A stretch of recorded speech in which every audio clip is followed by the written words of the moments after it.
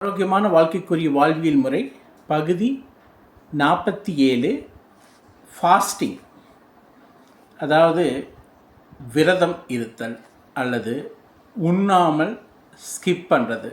இது எல்லாமே நம்ம என்ன சொல்லுவோம்னா ஃபாஸ்டிங் அப்படின்னு சொல்லுவோம். இந்த ஆரோக்கியமான வாழ்க்கைக்குரிய வாழ்வியல் முறையில் ஃபாஸ்டிங் எவ்வளவு தூரம் உடலுக்கு நன்மை செய்யுது, அதை ஒரு வாழ்வியல் முறையாகவே நம்ம கடைபிடிச்சா அது எவ்வளவு தூரம் நம்முடைய உடலை ஒரு கட்டு அமைப்பதிலையும் உடல் ஒரு ஆரோக்கியமாக இருக்கிறதுலையும் அது ஹெல்ப்ஃபுல்லாக இருக்குதுங்கிறத பார்ப்போம். நீங்கள் நம்மளுடைய முன்னோர்கள் எல்லாம் பார்த்திங்கன்னா ஃபாஸ்டிங் அப்படிங்கிறது ரெகுலராக ஃபாலோ பண்ணிட்டு இருந்தாங்க. அது மட்டும் இல்லை, அவங்க 3 வேளை சாப்பிடல, 2 வேளை தான் சாப்பிட்டாங்க.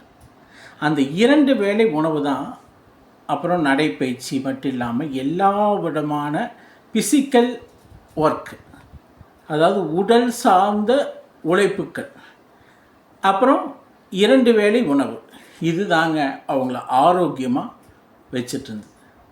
ஆனால் இன்றைக்கி இருக்கக்கூடிய மெக்கானிக்கல் வேர்ல்டில் ஆரோக்கியம் அப்படிங்கிறது பார்த்திங்கன்னா ஒரு கொஸ்டின் ஆகிட்டு ஹாஸ்பிட்டல் போகிறது அதிகமாகிடுச்சு. ஏன்னா அந்த டயட், ஃபுட் மேனேஜ்மெண்ட் கரெக்டாக இல்லை. அதனால தான் இத்தனை ஆரோக்கியம் அற்ற தன்மைகளும் வியாதிகளும் ஹாஸ்பிட்டல் போகிறதும் அதிகமாகிடுச்சு. அப்போ நம்மளுடைய உடலை ஆரோக்கியமாக வச்சுக்கிறதுக்கு இந்த உடலுக்கு அப்பப்போ ஃபாஸ்டிங் கொடுக்கறதுங்கிறது ரொம்ப முக்கியம்.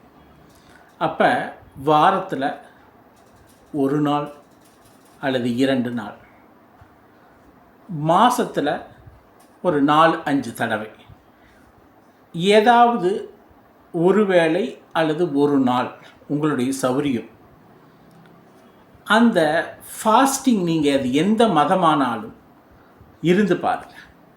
எஸ்பெஷலி இந்த டின்னர் முன்னாடி, அதாவது நைட்டு டின்னரை ஸ்கிப் பண்ணிவிட்டு நீங்கள் ஃபாஸ்டிங்கில் இருந்தீங்கன்னா உங்களுக்கு நைட்டு உறுப்புகளுக்கு கிடைக்க வேண்டிய ரெஸ்ட்டு சரியான விதத்தில் கிடைக்கும். பாடியில் அனாவசியமாக கொழுப்பு சேர்றது குறையும்.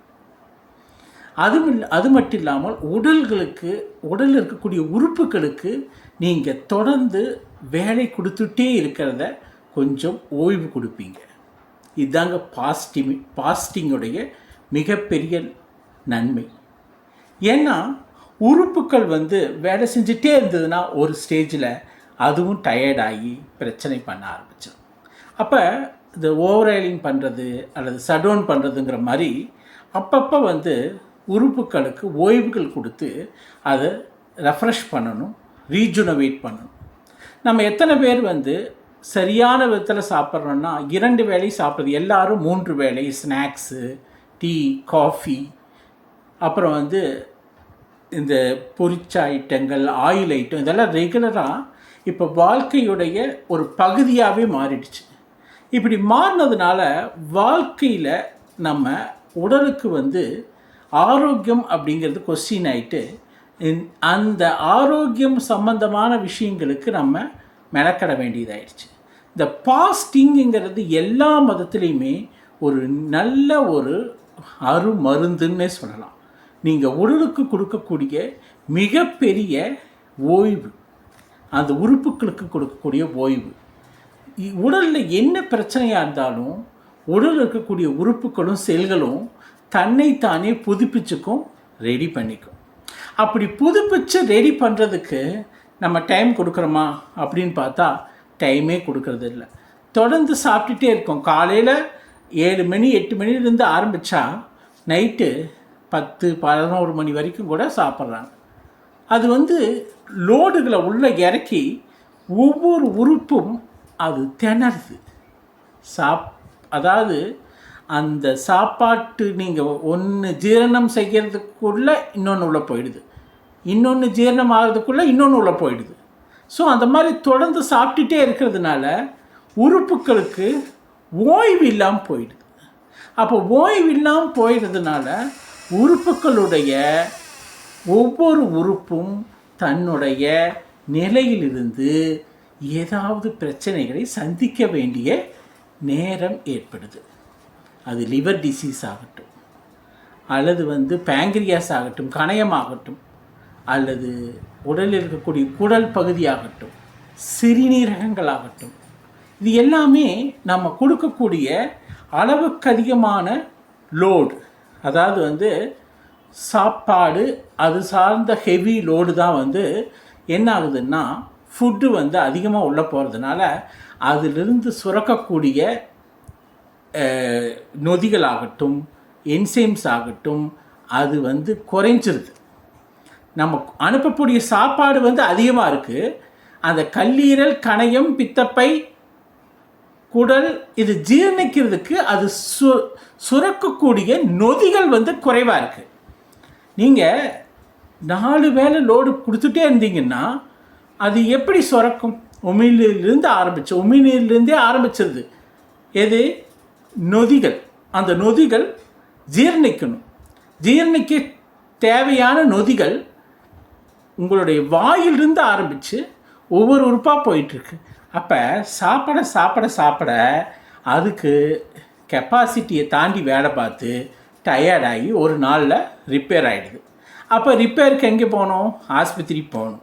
அப்போ ஒவ்வொரு உறுப்பாக ரிப்பேர் பண்ணிவிட்டு ஒரு ஸ்டேஜில் தாங்க முடியாமல் பெரிய இஷ்யூஸ் ஆகிடுது.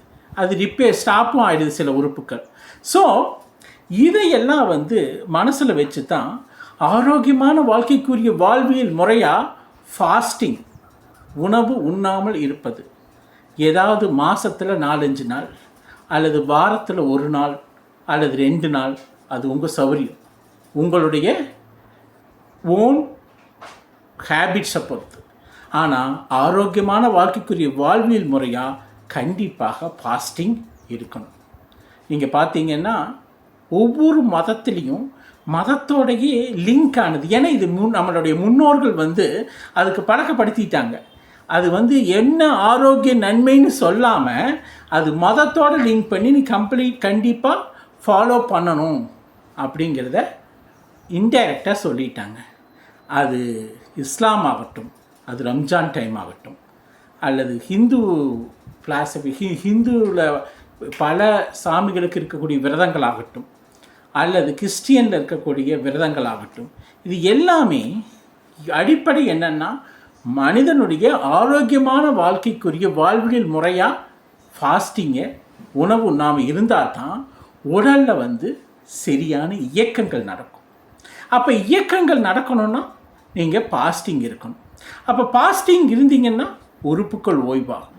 உறுப்புகள் ஓய்வுகள்னா அது நல்லா ரிப்பேர் ஆகாமல் 80, 90, 100, 120 வயசு வரைக்கும் ஓடிட்டே இருக்கும். ஏன் நம்ம முன்னோர்கள் அவ்வளவு நோய் நொடி இல்லாமல் இருந்தாங்கன்னா அவங்க 2 வேளை தான் சாப்பிட்டாங்க.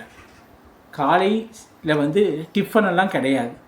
12 மணிக்கு பழைய சோறோ முந்தின நாள் மறுபடியும் எத்தனை மணிக்கு? 6-7 மணிக்கு புதுசாக செஞ்சு சாப்பிட்ற சாப்பாடு. இந்த 2 வேளை தான். மற்றபடி பிஸ்கட்டோ அல்லது ஸ்நாக்ஸோ பிஸாவோ பர்கரோ எதுவுமே கிடையாது. அதுதான் அவங்க 120 வயசு 130 வயசு வரைக்கும் ஆரோக்கியமாக இருந்தாங்க. அவங்களுடைய வேலைகளை அவங்களே செஞ்சாங்க. எல்லா பக்கம் நடந்து போனாங்க. அவங்களுக்கு மொபிலிட்டி இருந்தது. ஆனால் இன்றைக்கி பார்த்திங்கன்னா மொபிலிட்டியும் குறைஞ்சிருச்சு. டயபெட்டிஸு, பிளட் ப்ரெஷரு, அதுக்கப்புறம் லிவர் ஃபெயிலியரு, கிட்னி ஃபெயிலியரு, அப்புறம் ஸ்டொமக்கில் ப்ராப்ளம், அப்புறம் வேறு விதமான குரோனிக் டிசீஸு, இதெல்லாம் எதனால் வருது? இது எல்லாமே அளவுக்கு அதிகமாக மனிதன் உறுப்புக்களை வேலை வாங்கிறது தான். நீங்கள் உறுப்புக்களை அதிகமாக வேலை வாங்க ஒரு நாள் அவங்க ரிப்பேர் ஆகிடுவாங்க. ரிப்பேர் ஆகிட்டு இன்னும் வேலை வாங்கிட்டே இருந்தீங்கன்னா ரிப்பேரு வேறு ஸ்டேஜ் ஆகி ஃபைனல் ஸ்டேஜ் ஆகி. ஸோ இந்த ஃபாஸ்டிங்கை எவ்வளவு தூரம் நீங்கள் ஃபாலோ பண்ணுறீங்களோ அவ்வளவு தூரம் உடல் இயக்கத்துக்கும் உங்களுடைய கழிவுகள் தேங்காமல் வெளியேறுவதற்கும் ஒவ்வொரு உறுப்பும் தன்னை புதுப்பித்து கொள்வதற்கும் ரொம்ப உதவும். உறுப்புகள் நல்ல கண்டிஷனில் ஓவர் ஆயிலிங் போட்டு இது நல்ல ஷட்டவுன் எல்லாம் பண்ணி மெயின்டெனன்ஸ் பண்ணி வச்ச மாதிரி இருக்கும். நீங்கள் உங்கள் உறுப்புக்களை மெயின்டெனன்ஸ் பண்ணணும்னு நினச்சிங்கன்னா ஃபாஸ்டிங் இருக்கணும். அது நைட்டு இருந்தீங்கன்னா இன்னும் பெட்டர். ஏன்னா ஒரு ஃபுல் நைட்டு உங்களுக்கு அந்த உடலில் ஃபுட் இல்லாமல், அப்போ ஃபுட்டு இல்லைன்னா உடலில் என்ன நடக்கும்? அது என்ன பண்ணுன்னா, சாப்பாடு இல்லைன்னா உடலுடைய எனர்ஜிக்கு உள்ளே இருக்கக்கூடிய கழிவுகளை சாப்பிட ஆரம்பிக்கும். எவ்வளோ பெரிய அருமையான மெக்கானிசம் பாருங்கள். நம்மளுடைய உடலுக்கு கழிவுகள், நம்ம உடல்லையே இருக்கக்கூடிய எதெல்லாம் கழிவு கொழுப்பு இருக்கோ அந்த கொழுப்புகளையும் கழிவுகளையும் உடல் சாப்பிடும். அப்போ என்ன ஆகும்? கழிவுகளும் தீரும், உடல் இருக்கக்கூடிய கொழுப்புகளும் கரையும். அப்போ உடல் கொஞ்சம் ஆரோக்கியமாக மாறிடும். இதுதான் ரிசர்ச்சில் கண்டுபிடிச்சிருக்காங்க. ஃபாஸ்டிங் நீங்கள் செய்ய செய்ய உடலில் இருக்கக்கூடிய தேங்கி இருக்கக்கூடிய கொழுப்புகளும் கழிவுகளும் கொஞ்சம் கொஞ்சமாக அந்த ஃபாஸ்டிங் போது சாப்பிடப்பட்டு எனர்ஜியாக மாற்றிவிடும், கலோரியாக பேர்ன் பண்ணிடும். அப்போ எனர்ஜியாக மாற்றி கலோரியாக பேர்ன் ஆயிடுச்சுன்னா என்னாகும்? உள்ள கழிவுகளும் தேங்காது, கொழுப்புகளும் தேங்காது. அதனால தான் ஃபாஸ்டிங் ஆரோக்கியமான வாழ்க்கைக்குரிய ஒரு வாழ்வியல் முறையாகவே வச்சுக்க சொல்கிறாங்க. நம்ம இந்த நைட்டு ஃபாஸ்டிங் அப்படிங்கிறது நல்லா தண்ணியை குடிச்சிட்டு, நல்ல வாட்டர் அல்லது ஒரு பழம் அல்லது ஒரு ஜூஸ், ஃப்ரூட் ஜூஸ் ஏதோ ஒன்று குடிச்சிட்டு நீங்கள் ஃபாஸ்டிங் இருக்கலாம். அப்புறம் ஃபுல் டே இருந்தால் கூட அவ்வளோ பெனிஃபிட் ஃபாஸ்டிங்க்கு. வாழ்க்கையில் நீங்கள் பார்த்தீங்கன்னா இது எல்லாம் ஒரு சிஸ்டம்னு சொல்லி எல்லா மதமும் இதை போதிக்குது. அந்த சிஸ்டமை ஃபாலோ பண்ணோம்னா நம்மளுடைய கழிவுகள் நம்மளை விட்டு வெளியே போகிறது மட்டும் இல்லாமல் உடல் தூய்மையும் மன தூய்மையும் ஏற்படுது. உடல் தூய்மை எப்படி ஏற்படுது? உள்ள இருக்கக்கூடிய உறுப்புகள் எல்லாம் கழிவுகளை சாப்பிட்டு உடல் தூய்மை ஏற்படுத்தி கழிவுகளை வெளியேற்றிடுது. மன தூய்மை ஏதாவது ஒரு ஸ்பிரிச்சுவலில் கனெக்ட் ஆகிட்டா மனமும் தூய்மை ஆகுது.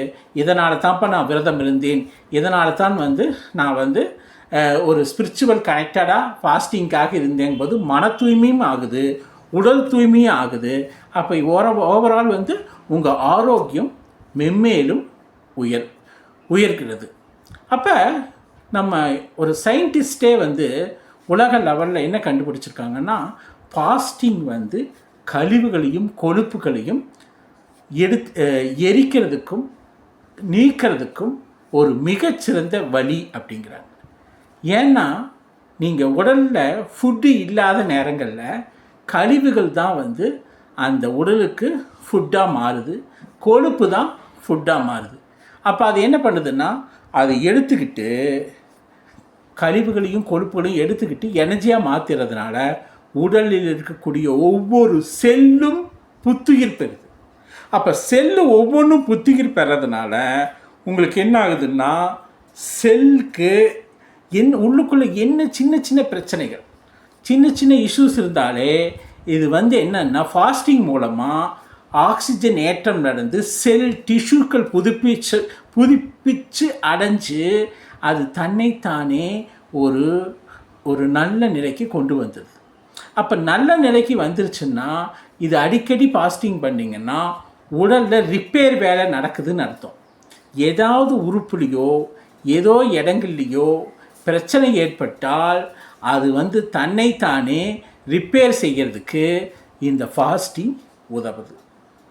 நம்ம உடலில் தலையிலிருந்து கால் வரைக்கும் எல்லாமே ஒரு விதமான திசுவால் ஆனது. அப்போ திசுக்கள் எப்படி தங்களை புதுப்பித்து கொள்ளும்? ரெஸ்டே இல்லாமல் இருந்தால் புதுப்பிக்கவே முடியாது. நமக்கே சாதாரணமாக இருக்கக்கூடிய மனிதர்களுக்கே ஒரு நாளைக்கு 24 மணி நேரத்தில் 8 மணி நேரம் தூங்கணும், அப்புறம் மற்ற ரெஸ்ட்டு எல்லாம் வேணும்னு சொல்கிறோம்.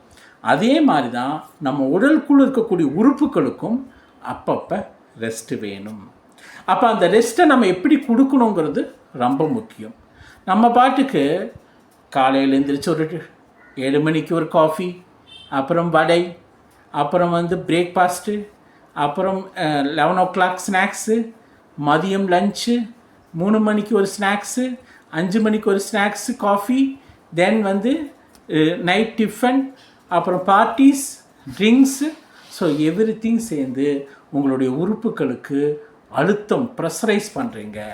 அப்போ உறுப்புகளுக்கு ஃபாஸ்டிங்குங்கிற ஓய்வு கொடுத்தா தான் அது ரிப்பேர் இல்லாமல் ஓடும். அப்போ ரிப்பேர் இல்லாமல் ஓடணும்னா நீங்கள் ஆரோக்கியமான வாழ்க்கைக்குரிய வாழ்வியல் முறையாகவே ஃபாஸ்டிங்கை மாற்றணும்.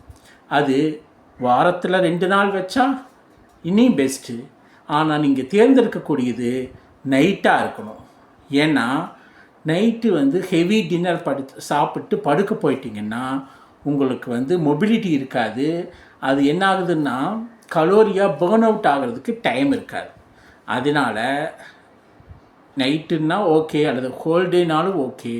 வாரத்தில் 1 நாள் மினிமம், மேக்ஸிமம் 2 நாள், மாதத்தில் 4-5 தடவை, அல்லது ஏதோ ஒரு நாள் உங்களால் ஃபுல் டே முடியலினாலும் ஒரு நேரம் இதையே நீங்கள் கடைப்பிடிக்கலாம். இதை கடைப்பிடித்து ரெகுலராக பாருங்கள், உங்களுடைய உடல் வெயிட்டும் சரியான விதத்தில் மெயின்டைன் ஆகும். அது மட்டும் இல்லாமல் உடல் நல்ல இயக்கத்தை கொடுக்கும், ஃப்ளெக்சிபிலிட்டி கிடைக்கும். அப்புறம் உங்கள் குடல் சுத்தமாகும். அப்புறம் கழிவுகள் அதிகமாக தேங்காது. உறுப்புகள் உங்களுக்கு நன்றி சொல்லும். எப்படி நன்றி சொல்லும்? நீங்கள் என்ன ஒரு வேலை செஞ்சீங்கன்னாலும் அதுக்கு உதவும்.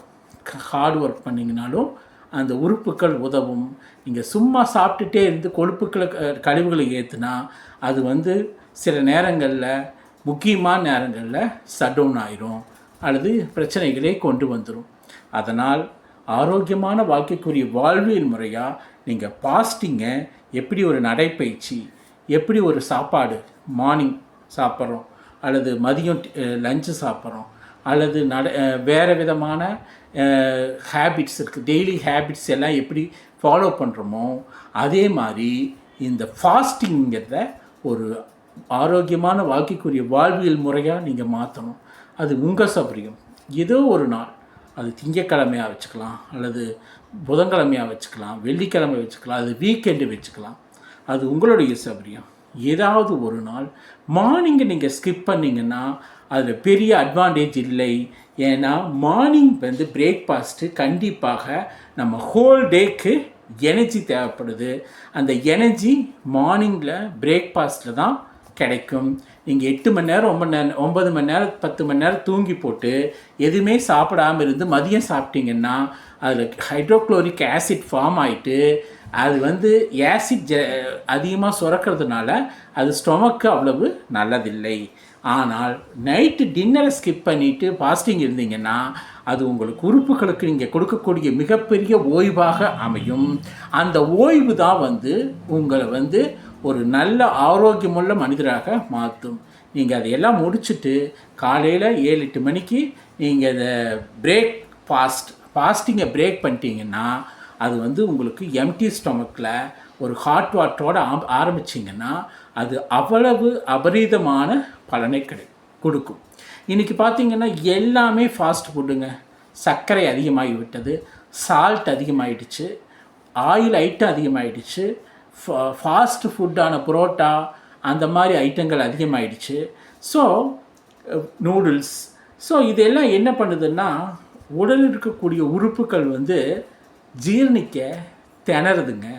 ஏன்னா மனிதன் ஆதிகாலம் தொட்டு இத்தனாயிரம் வருஷம் இருந்திருக்கிற மனிதனுக்கு இந்த 50 வருஷத்தில், சொல்லப்போனால் இந்த 30 வருஷத்தில் தான் இந்த ஃபாஸ்ட் ஃபுட் கல்ச்சர் அளவுக்கு அதிகமாக சுகர் இருக்கக்கூடிய கண்டென்ட்டு, அதிகமாக ஆயில் இருக்கக்கூடிய கண்டென்ட்டு, ரெஃப்ரிஜிரேஷன் பண்ணி அதில் 3 மடங்கு 4 மடங்கு அதிகமான ஆயில், அப்புறம் மாவு, இது எல்லாமே உடலில் சேர சேர உறுப்புகள் திணற ஆரம்பிச்சுது.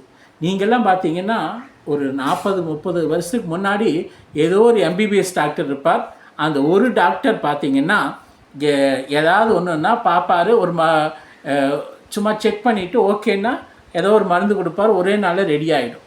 ஆனால் இன்றைக்கி பார்த்தீங்கன்னா எந்த விஷயமானாலும் ஒவ்வொரு உறுப்புக்கும், லிவருக்கு தனியாக டாக்டர், கணையத்துக்கு தனியாக டாக்டர், பெருங்குடல் சிறுங்குடலுக்கு தனியாக டாக்டர், அப்புறம் கிட்னிக்கு தனியாக. ஸோ இதெல்லாம் எதனாலேனா ஃபுட் ஹேபிட்ஸ் கண்ணா பின்னான்னு ஆயிலை சாப்பிட்றது, கண்ணா பின்னான்னு சுகரை சாப்பிட்றது, சால்ட்டை சாப்பிட்றது. ஸோ இது எல்லாம் சேர்ந்து உறுப்புகளுக்கு ஒரு விதமான அழுத்தத்தை கொடுத்துச்சு.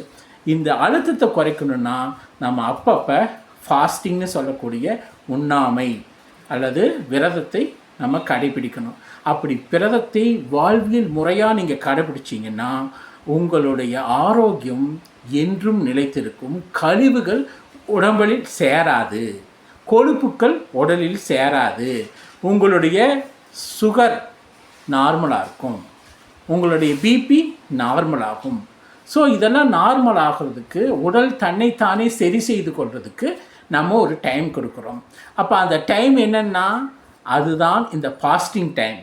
நீங்கள் அதனால தான் நம்ம இஸ்லாமில் ரம்ஜான் 30 நாளும் ஃபாஸ்டிங் இருக்கிறாங்க.